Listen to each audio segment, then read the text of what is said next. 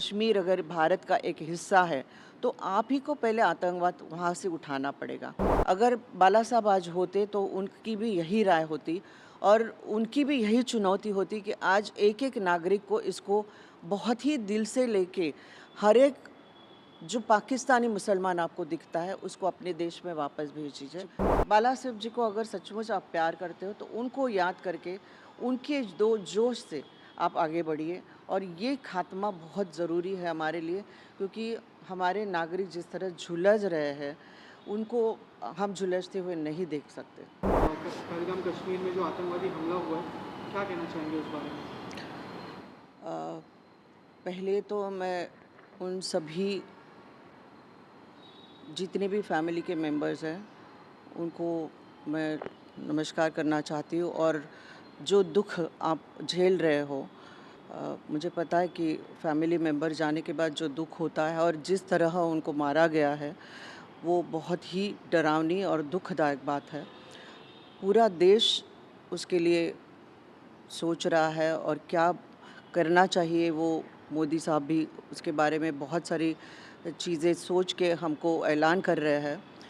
पर मैं एक भारत के नागरिक के हिसाब से मुझे यही कहना चाहिए कि हर भारतीय के बीच में, वो भले भारतीय हिंदू हो, मुसलमान हो, सिख हो, क्रिश्चियन हो, वो पहले तो भारतीय है। और जिस तरह के का आतंकवाद अगर हमारे देश में हो रहा है तो हमको सभी को सतर्क होना बहुत ज़रूरी है।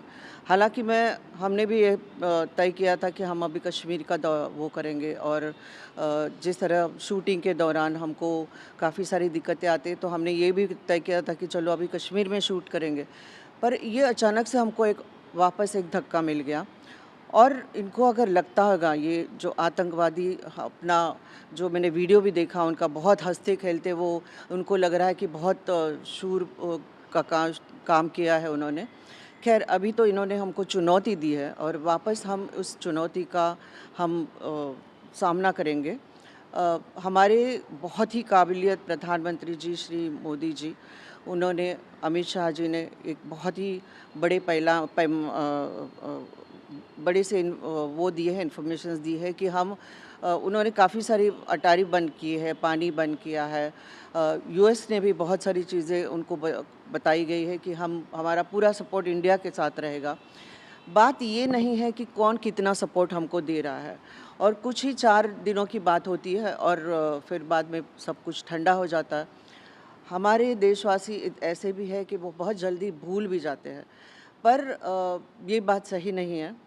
हम बाला साहब ठाकरे जी के परिवार से है और हमने उनको बहुत ही नज़दीक से देखा है और उनके विचार क्या है वो भी देखे हैं। उन्होंने हमेशा यही कहा है कि हमारा भारतीय मुसलमान हमारा भारतीय है, पर भारत में रह के अगर आप पाकिस्तान का झंडा ऊंचा कर रहे हो और पाकिस्तान की वाह-वाह कर रहे हो तो वो भारतीय पाकिस्तानी है, वो मुसलमान सच्चा नहीं है। तो हम हमेशा इतनी छाती ठोक के, क्योंकि हमने इतने सारे वीडियोज़ अभी देखे हैं कि जो सच्चे मुसलमान हैं और वो सच्चे भारतीय हैं, आज भी वो सनातन, एक औरत का भी अभी मैंने देखा, वो सनातन का झंडा ऊपर, सबसे पुराना धर्म सनातन है, ये उनके उनके बातों में से पता चलता है। तो हमारे यहाँ भी ऐसे मुसलमान हैं जो सच्चे भारतीय हैं और कश्मीर में भी रहने वाले भी बहुत ही सच्चे मुसलमान हैं।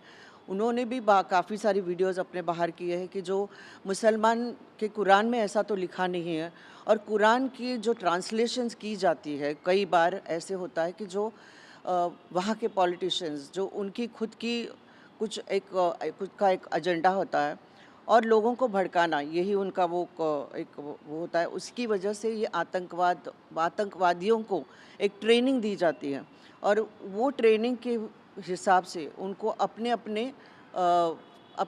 जो उनके जो मुद्दे हैं, या उनको अपने यंग यंग लड़कों के ज़रिए अपने अपने देश के लिए जो भी करना है, वो मुझे लगता है कि वो सही नहीं है।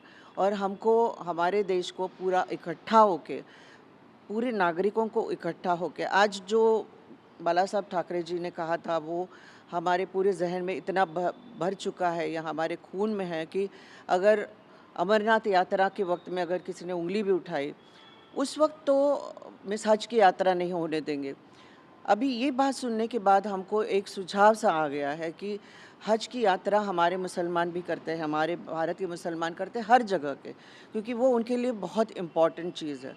और हम भी यात्रा करते हैं, हम भी अमरनाथ यात्रा करते हैं, वहाँ भी उनके कश्मीर हमारा है, फिर भी वहाँ उनके लोग आके जो कि खच्चर के रूप में वहाँ आए थे और इतने नाबालिग बच्चे थे, उसमें बहुत सारे फैमिलीज़ थे, उनको ये सामना करना पड़ रहा है। आज भी वैसे आतंकवादी जो खूंखार आतंकवादी वहाँ जो नेतृत्व कर रहे हैं अपने कश्मीर में बैठ के, तो मुझे कश्मीर के सरकार को तो पहले ही ये बोलना है कि आपको अगर सपोज़ हमारे भारत के साथ अच्छे संबंध रखने हैं और कश्मीर अगर भारत का एक हिस्सा है, तो आप ही को पहले आतंकवाद वहाँ से उठाना पड़ेगा।